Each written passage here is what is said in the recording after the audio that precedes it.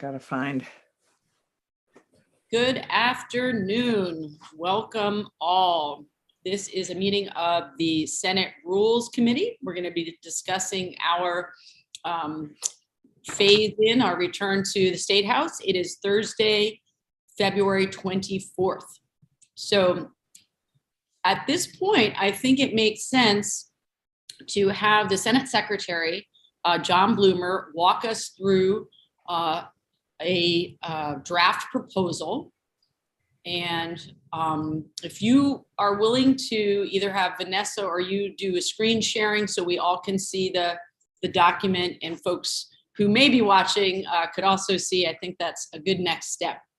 I will do so. We're learning new techniques all the time, Senator, and I think we're trying to set everybody up within our staff to be able to share screen, and I will do that. So generally, we've tried to put together something that will be helpful overall for various senators and for the Senate as a whole. It starts off back trying to bring us as close as we can within the confines of the last 3 years, but as close as we can to what the Senate and the Senate committees were like before, meaning people are in person, but with some exceptions and in some ways of trying to address the need for greater transparency and publication of both your committee meetings and of your Senate sessions. So the idea would be to start off as close as you can get to the rules and the procedures that were used prior to March of 2020. And so that would start off with that. As far as the sessions go, let me backtrack for a second. I'm going to give you one sheet on sessions, one sheet on committees, and then I'm going to give you a sheet on flexibility and how you may want to transition for the first 2 or 3 weeks. And that's sort of a way to make sure that everybody, as they return to the building, feels comfortable and that the policies work for them rather than being sort of ironclad. So the first page is the Senate sessions themselves. They would be in person. They'd be broadcast to YouTube. As all the senators know, historically, at least the last couple decades, the sessions have been broadcast on VPR, but this would continue the broadcasting onto, at least at this point, YouTube, and that's compliant with the policy that was accepted on video streaming for both the chamber and for the committee rooms that this committee adopted a few months ago based upon the recommendations of the joint rules. There would be some exceptions, and where if you refuse to comply with the Senate mask policy, you may recall that on January 4th, you passed a resolution, the Senate on the floor did, requiring masks in Senate areas, and that's both the chamber and in the committees. And you also passed a resolution which required there to be a vaccination or a testing policy, and that's similar to the one that the joint rules had put together in the whole building. And so those resolutions themselves say that you have to have a mask and you have to either be vaccinated or going through some protocols on testing.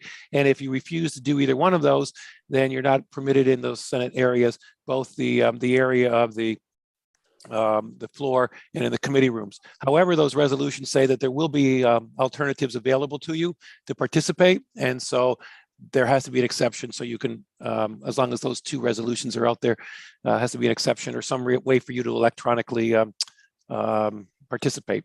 The third category is really a COVID category. This expanded a little bit from where I was originally drafting it as a proposal. You wouldn't have to be on the floor if you were diagnosed or tested positive, or if you were quarantining because of a loved one or somebody that was in your family group, whatever that definition may change over time. But if you're quarantining or you should be quarantining, then you should be able to participate if you're not exposing your cohorts or your other senators to the disease. So we don't want to make people come if they should be quarantining. The setup in the chamber itself will allow there to be a broadcast to YouTube. It would probably still use the standard Zoom platform with a broadcast to YouTube. There would be just 3 cameras. It'll be more like a C-SPAN kind of thing, where there'd be 1 camera on the presiding officer, and there'd be a camera on each side of the chamber. If they pick it up really well, there is as you come back, the sound system has changed for the better, but it's a little scarier, meaning that there are just 5 microphones in there. They are much more sensitive. They are always on. And so when you were here before, there were like the little other mics that had little wire, and you can see when a red light went on, you are always on. If you're whispering, telling your seatmate something, you will probably be picked up. And so you have to be careful. They're also set on the first row. At this point, those pick up everything, including the second row, even though you may not think so. You may recall that when we had an issue about 2 weeks ago with the microphone at the podium, you could still hear the lieutenant governor. It wasn't perfect, but that microphone was 20 feet from her. And so it picks up. And so it's not as if you won't be heard. Those 3 cameras and the microphones will allow there to be a live debate broadcast onto YouTube. The electronic participation itself, you would not be in the Zoom meeting. That means that there wouldn't be 4 screens or 3 screens. There'll be 3 screens that'll be broadcast. What will be done is there'll be an additional or screen. You'll be, if you're remote, you'll be on that screen. It'll be off sort of behind. It'll be picked up by one of the chamber cameras. Probably you'd still be bigger than the head that's in the actually live and in color, but in that sense, you would be there, you'd be participating, you could raise your hand just like you do in the Zoom, but the other 29 members would be on the floor. And the lieutenant governor would be able to then see across the room like she has in the past or had in the past, and be able to scan to see who wanted to be recognized. That is sort of required because once we bring everybody back, the amount of electronics in the room has to greatly be reduced. There are cameras everywhere if you haven't been in, and screens everywhere, and the visuals in the room are not conducive to a live debate. So as we take all that out, we need to be able to have the full visuals. So there, at that particular screen, it's on a cart. It can come in and out. It would not be in the room on an everyday basis. If all 30 senators are there, there's no reason to have that particular screen in there. It would be brought in. I've been told by IT that it best accommodates at most 2 senators. It can potentially do 3. And so if there's going to be more than 2, there's a possibility of bringing in a second unit. Don, yes. Just jump in here just for my own clarification. Are we essentially talking about a video conference option that you're saying it's not going to be via the Zoom platform? Is that correct? It will not be. I'm not the expert on the IT, but here's what I believe. Okay, so what it would be is that they will not be in the Zoom meeting we are broadcasting. Now, the actual meeting, you use the term sort of like a webinar or something. It may be a Zoom meeting, but it will be a separate Zoom meeting that person is signing into, and so they'll be on the screen. And then the volume, there's big microphones or speakers and a microphone that pick everything up. And so they'll actually hear through this big setup. There's 2 or 3 of them in the building, and we would have 1 or 2 of them assigned to the Senate to be used. So I don't want to mischaracterize it. It may be a Zoom meeting, but it will not be the same Zoom meeting that the Senate's being broadcast on. Understood. Thank you for that, because I was a little confused by that. Thank you.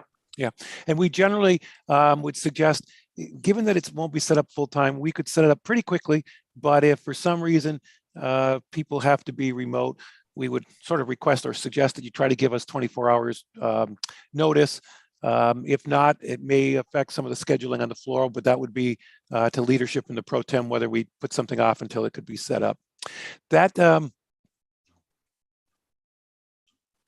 we would also suggest there be some kind of a trigger. You all and the Rules Committee, the way that the most recent extension of the electronic concurrent sessions occur, have a lot of discretion as to what format is used.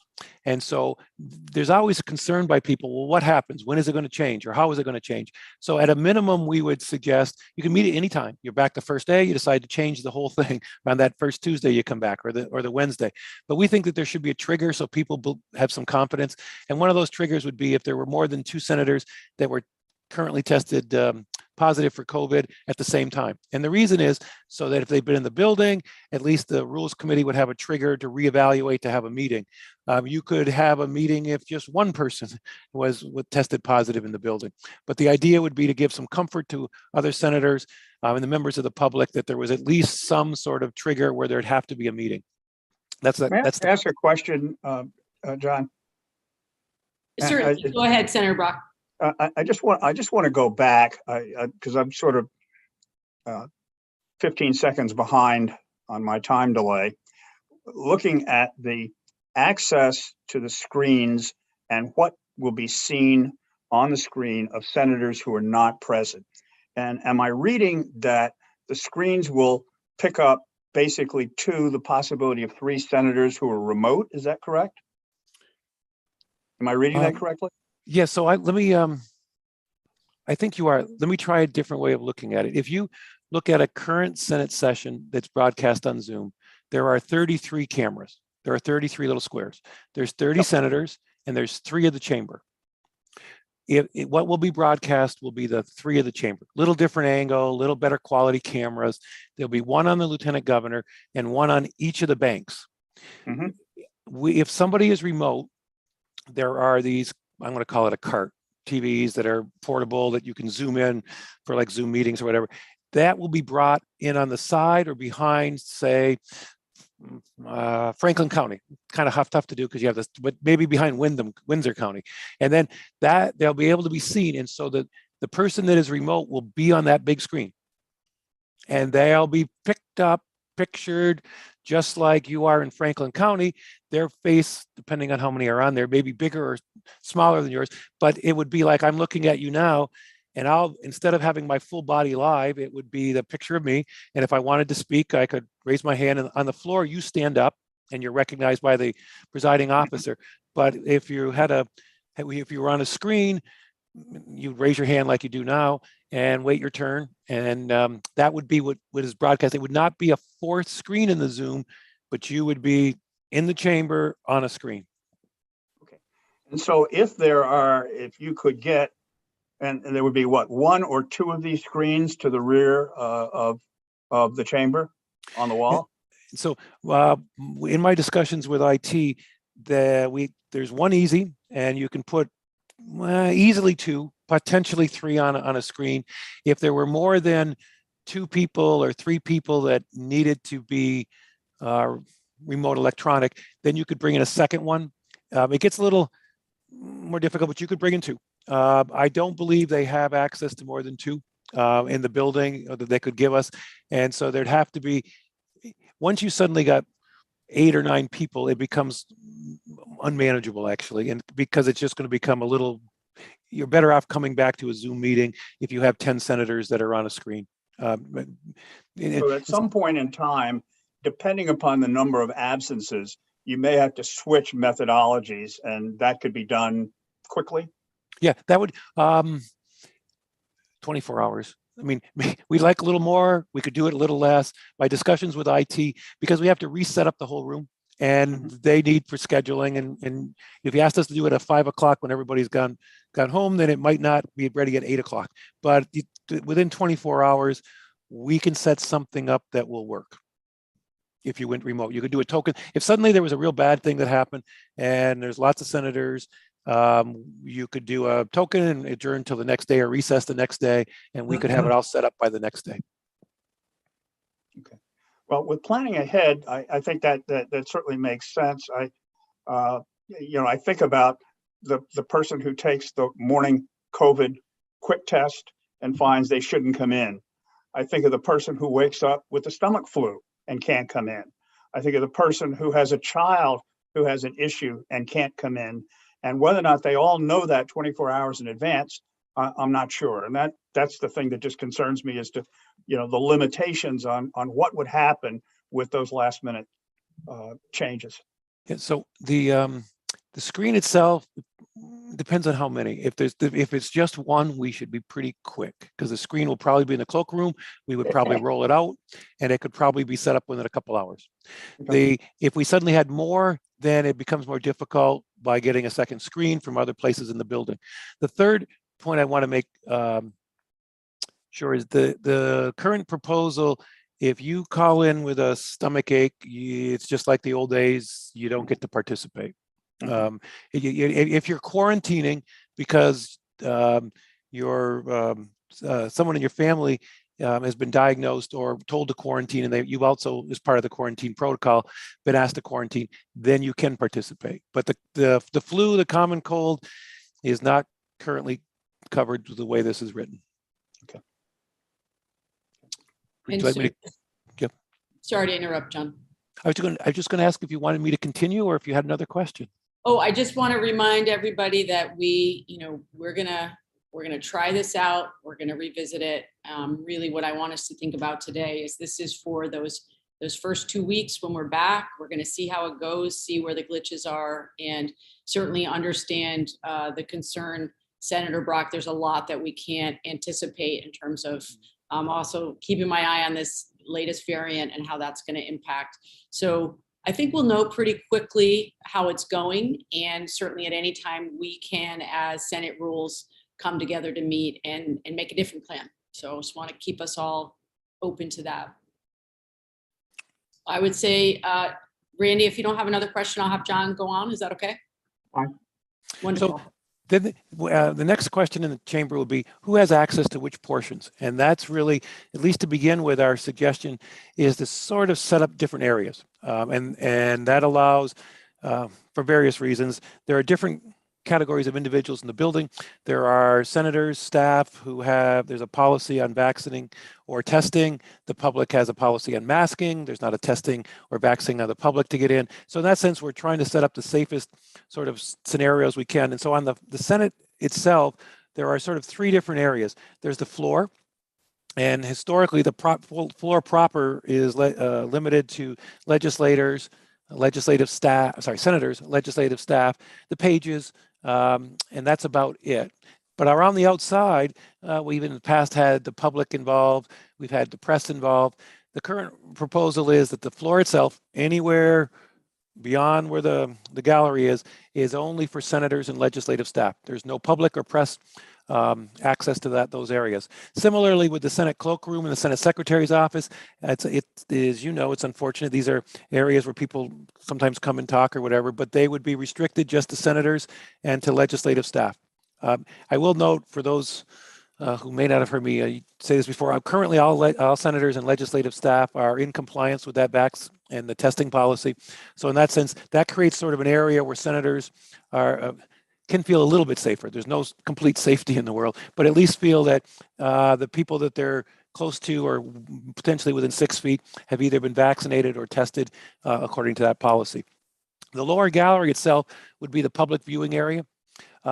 It's less space or less seating than we've had in the past, but it does provide a number of seats for the public to go in. We can't really police or time it. It would interrupt your floors if we had to suddenly do something. So it's sort of a first come, first serve. Can't reserve seats. You got to be in the seat. You leave, you lose your seat. You can think back to the days when maybe some of you, there used to be limits on when you went to certain restaurants or bars, right? And there was a line out front, and when you left, you left. And so the same concepts here. They're limited to the seats that are there, and it's a first come, first serve, and you have to stay in your seat. There are plastic barriers up if you haven't been back to see the Senate chamber itself, along the gallery, so that they're about 5 or 6 feet high. That provides some. And there's nothing safe, as I mentioned, but at least some barrier between senators in the sort of safe area and where the public may sit, given that although they will be required to be masked, they may or may not be vaccinated. The upper gallery, there is no plastic on the balcony. We looked into that, barriers. It was very pricey and also would have required some work on the balcony, which didn't appear to be warranted to undertake and do some damage to some of the historic portions of the balcony. So in that sense, our recommendation would be that will be limited to the press. The reason for that is most of the press, we know who they are. And so if there's an outbreak or something happened, at least we'd know who needed to be contacted. We also considered just closing the balcony, but if there's a bigger issue going on, it seems that we should have an area that the press can get into without having to compete with the public in the back gallery. Miss Becca, I have a question, if I may. Absolutely, Senator Clarkson. So my understanding, John, is that anyone coming into the Senate chamber, period, has to be vaccinated. I thought that was our original rule. So even in the lower gallery, people coming into the lower gallery, because Randy's made this point that they're right behind him, that even people in the lower gallery have to be vaccinated. That was my understanding for the Senate chamber, the entire Senate chamber, all galleries. No, it's the requirement that you passed in the resolution on January 4th requires it for the senators and for the your staff. And the joint management passed it out so for the full staff anywhere in the building. The public itself is subject to what the joint rules passed, and the only thing that they passed is the mask mandate. Right, but I thought we could have a separate standard for the Senate. We could have, that's why we have Senate rules and their House rules and their joint rules. So this, That's a different question, Senator. Sorry. Yeah, you can. that was my understanding, is that we had done that for the entire Senate chamber. No. You can, now realize if you decide to do that, we're going to need people to take their cards at the door. I mean, you can do it. It's just our staff is not. We don't have a big enough staff to do it personally. And the hard part would actually be you'd need a sergeant at arms person stationed at every committee door. I wasn't talking just, I mean, I did think we had passed that for all Senate spaces. So, but I'm just talking about the chamber right now. We do have 2 doorkeepers there currently. So, and we have fewer public. So it strikes me that the doorkeepers could easily ask people to show proof of vaccination.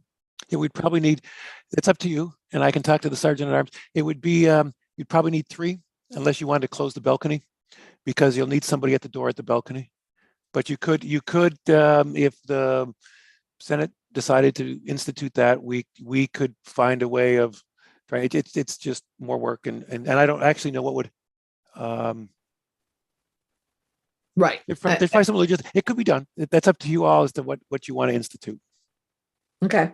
I just, that had been my understanding, is that we had required that of all Senate spaces, but we're talking about the chamber. And I know you said that the committees were a challenge because of that, but it strikes me as less of a challenge at the chamber entrance.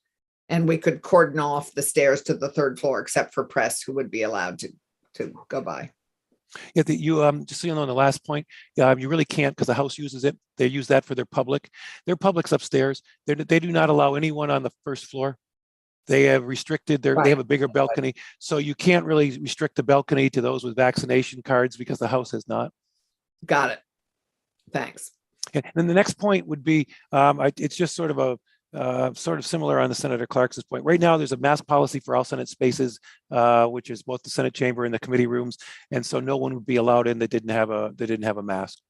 Okay. We then the committee rooms themselves. And John, if I could, I just, Senator Clarkson, I know this has been a concern of yours and some others in the Senate. I would encourage us to not pass a policy in the Senate right now that runs counter to a decision in joint rules. I really feel like it's important to have a building-wide policy. I'm happy to take that up with the speaker and for us to consider that once again in joint rules. But for this time, I want us to really focus on these first 2 weeks and assess how it's going. We really have not seen spread happening between the gallery in the House and the members on the House floor. So I think it's really important that we look at the data. We haven't seen that happening. I am absolutely, willing to have that conversation, but I think for this meeting, we need to stay focused on first 2 weeks. And I appreciate that, Madam Chair. I also was appreciating Senator Brock's concern that, unlike the House, the public here are right behind him. So right, that's but all I was also, raising. But Senator Clarkson, as someone who's been in the building, there is a barrier. Yeah, I got it. Barrier, everyone's masked. So I just want us to visualize that. Yeah. And again, we can revisit it, but let's stay focused on this for the time being, and then we'll revisit. Fine. Thanks, John. So the next issue is really the committee rooms.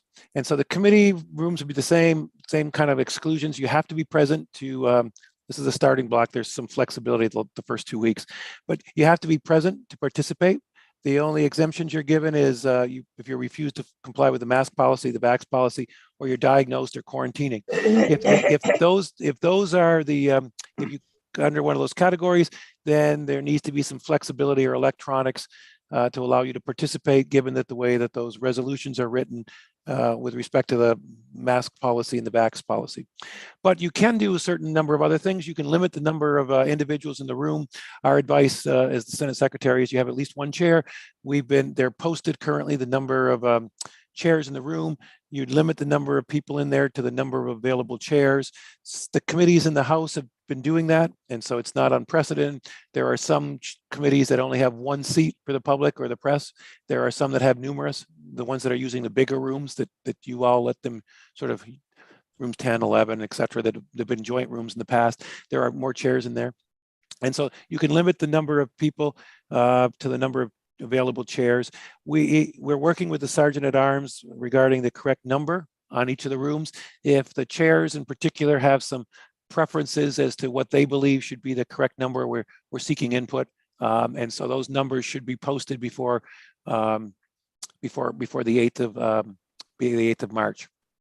We also think that there should be flexibility going forward to the chairs to decide that witnesses all have to appear remote, at least for the beginning transition, so that it's the people in the room will generally be the committee, maybe one or two or more members of the public and or press if they care to watch, but that a chair in deciding how to control their particular committee room can say that all witnesses in the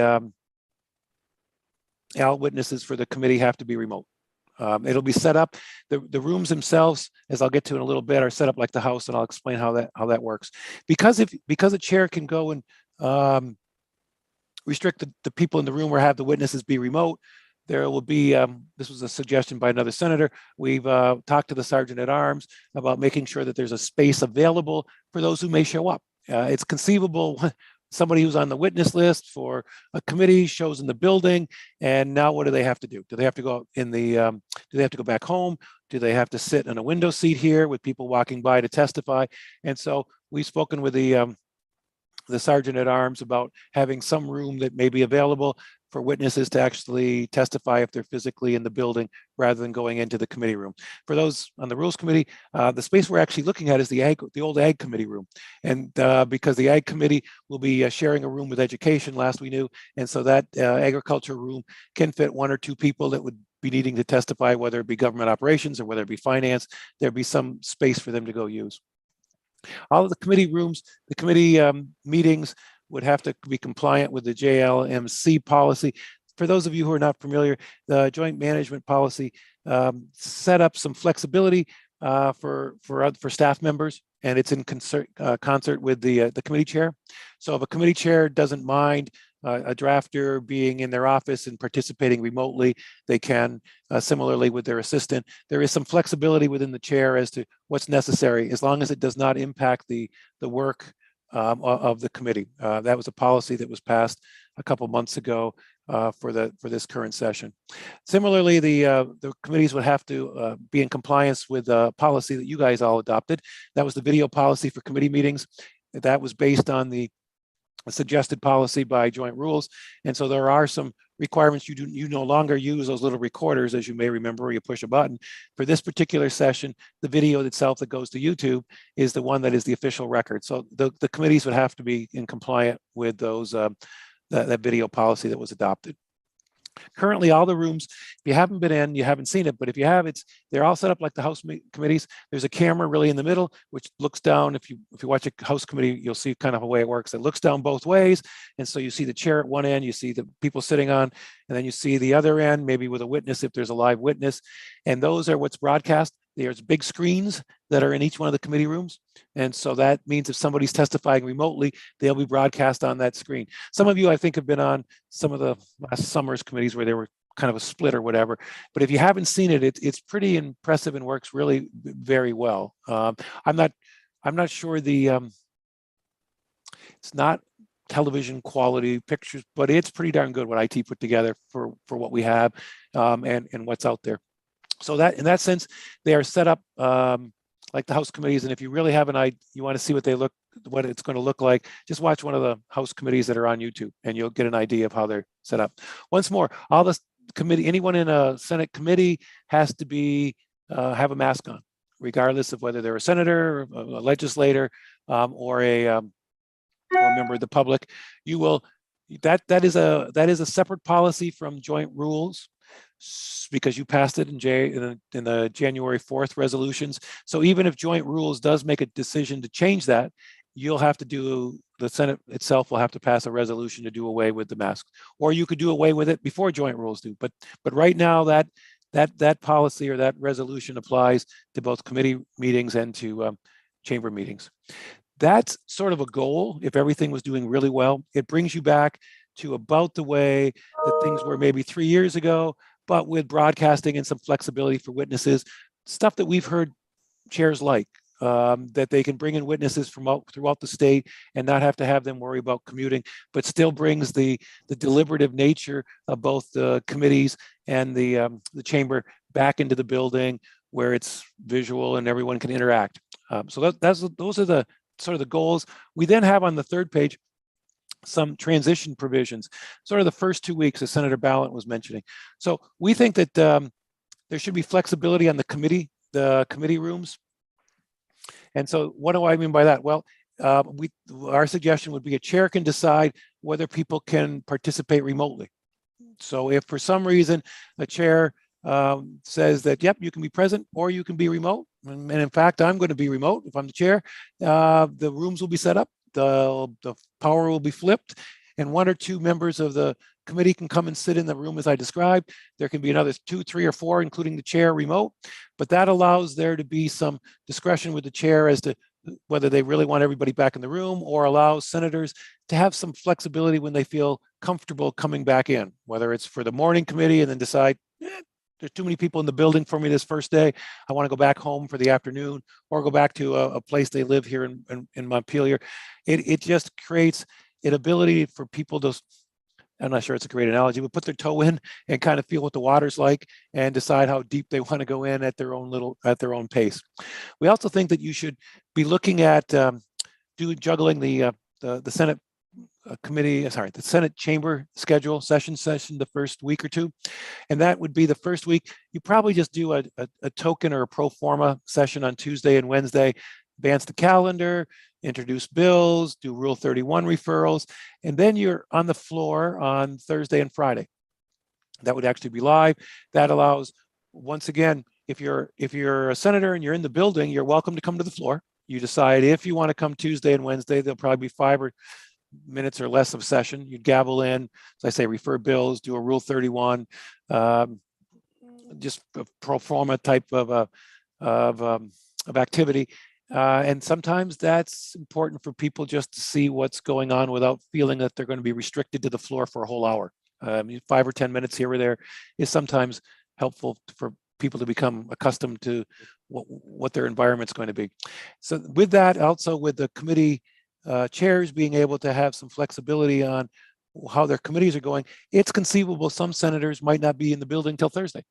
And that's fine, but it allows them to even come up Wednesday night or Wednesday afternoon, come in, look, be back for Thursday.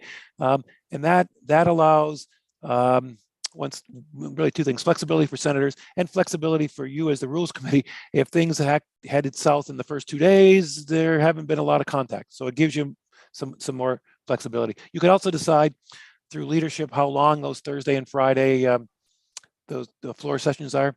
It is crossover week. And so in that sense, there's a little bit of, it does well to give the committees more time on Tuesday and Wednesday if you have abbreviated sessions. And the reason is because they have more time to work on their crossover material. Let me just make sure I got the second thing is if a committee, if the committee chair decided that they didn't mind the senators participating remotely, that gives a lot of senators who have constraints on how many days they can be here. And this gets back to sort of Senator Brock's point of what happens if you can't find help? What happens if you have a hard time with a young child? And so in this sense, by being only here required 2 days to be on the Senate floor, it makes it a lot easier for people to try to get scheduling, gives them more time to find caretakers if that's what they need. And so it's a Thursday and Friday. The Thursday sessions are usually in the afternoon, which give people, if they have to commute on a Thursday morning, they'd even be back by Friday afternoon. They may just miss 1 day. I mean, it's a way of trying to accommodate some of the schedules that we all have had to live with or under since COVID started. And some of those restrictions are difficult to find solutions to still because of the lack of help for daycare and others. So the 2 days is an idea of trying to be flexible to senators, flexible to their needs, both in their home, but also into how they feel and reintegrating into the building. Second week, you still have the same flexibility. You can still take 2 days. You can juggle the schedule more if you want. You may very well want to, given that the second week of crossover is really a focus on the money committees. It's conceivable you could have all the sessions if you have them in the morning, and then let the money committees work in the afternoon. But that doesn't have to be determined as part of this sort of policy or presentation, but it does give you additional flexibility. And I think that's it for sort of the outline. Thank you, John. One thing before it slips my mind, I want to make sure too that we are thinking really carefully that first week back, how we want to structure the floor days on Thursday, Friday, and thinking about, in some ways, how to mirror the time that would be lost in morning and afternoon committees. So my preference, I think, for the Thursday and Friday is making sure one of those floor times is impacting morning committee, one of those is impacting afternoon, so that there is some equity there and not having only the afternoon committees impacted. Right. And then you have flexibility to decide that we have sort of the standard hours on those particular days. It's 1 o'clock on Thursday and 11:30 on Friday. And the problem really becomes the Friday one's the tough one, because if you're actually on the floor more than half an hour, you're impacting the afternoon. But you Exactly. could even do the minor thing of just not doing much on the floor that day. You have a hard stop at noon. Right. Or you could start at 10 o'clock, or you could start at 11. But Exactly. That's sort of what I'm thinking is I've heard from afternoon chairs, especially, as you can imagine, the money chairs is, not necessarily setting that the morning time at 11:30, but maybe pushing it earlier. So does everyone understand where I'm coming from? Yeah. Okay. I see Cheryl.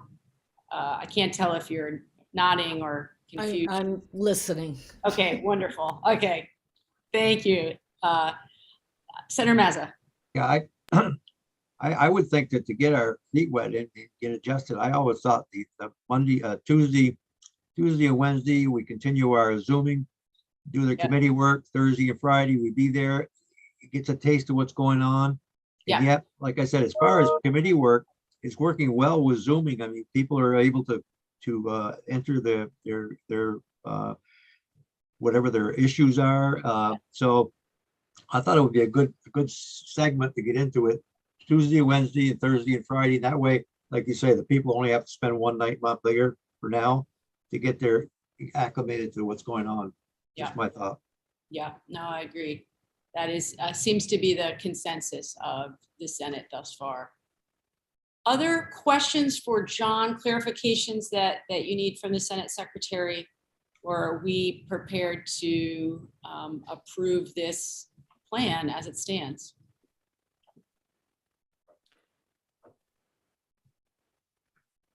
I'm fine. I'm fine with it as it is. My earlier question was clarifying something I actually thought we had passed. Right. So, And it was only concerning masking on the floor and making sure senators were in compliance with vaccination. yeah, no, I got it. So I'm fine. I think this is a good step forward. Thank you, John, for being the architect for our first 2 weeks. And I think some of us will be, I think we need to get a sense of who's going to be back. I'm planning on being back, so I'm ready to go. Yeah. And unless this variant, which doesn't sound like it's going to be hugely destructive, but let's hope. So I'm happy to move this if everybody else is ready. I don't see any other questions. Okay, I'm looking. Okay. I'm trying to read Cheryl's face. I'm trying to digest this. So Senator Mazza talked about Tuesday and Wednesday being committee days. Well, for his committee. Zooming For days, his- yeah. For his Zoom Right. meeting. Right, But- right. So- And they can be hybrid, correct? Yes. So Over that the secretary.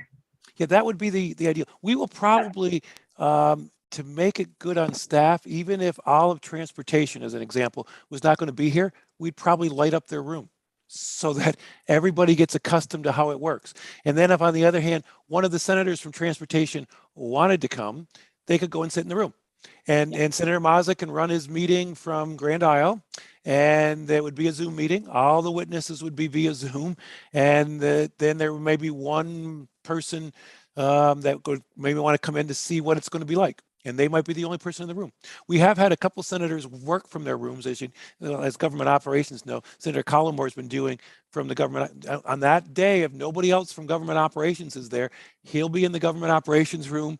You will be, I guess, Senator Clarkson, and the two of you will be sitting there. And then if other people are good, otherwise it's really a hybrid, Senator Hooker, and but it's going to start being broadcast from the committee rooms so that people get accustomed to it and can come in if they want. Okay. Yeah. And secondly, if someone doesn't comply with the masking or the vaxxing for the chamber, they are allowed to participate off site through the screen, the mobile screen, but they could even be in the State House doing that. Partially, but not completely. They couldn't be in the State House without a mask, because you know there are really, it kind of gets, it seems sometimes like they're lines without reason. But Senate spaces, I believe the Senate controls. Spaces that are not controlled by the Senate can be probably best controlled by joint rules. Joint rules has a masking policy, and the Senate has a masking policy. So you couldn't participate in the in the building, but you could participate down at Coffee Grounds or whatever the name of the coffee shop is. Okay. Capital. I'm not allowed to do advertising. That's right. Oh, right. God, that's a fact. You know what? That's just a statement of fact. That's not advertising. So I would move the proposal that the Secretary of the Senate has put forward, and I would move that Senate rules adopt it as our policy for moving forward in phase 1 of the Senate's return to the State House. John, do I need a second? No. Okay. So I will thank you very much, and I will call the roll. Senator Mazza, Yes. Senator Clarkson, Yes. Senator Brock, Yes. Senator Hooker, Yes. and Senator Ballant. The chair votes in the affirmative. The vote is 5-0. Senate Secretary Bloomer, can't thank you enough. Yeah, you've done a great job, boy. For helping Unbelievable. frame this for us, and very much appreciate the time that the Rules Committee has had to put in. I know we're going to continue to see more of each other because we're going to navigate this each step of the way. We've done it well together so far in this pandemic, and I know we'll continue to navigate it well. So I'm going to adjourn this meeting, and we're going to get up to the floor. Thank you, John, and thank you, Becca, for all the work you put into this. Thank you. And I look forward to seeing most of you on Tuesday. Yes, indeed. Thank you. Bye-bye. Thank you, John. It's terrific.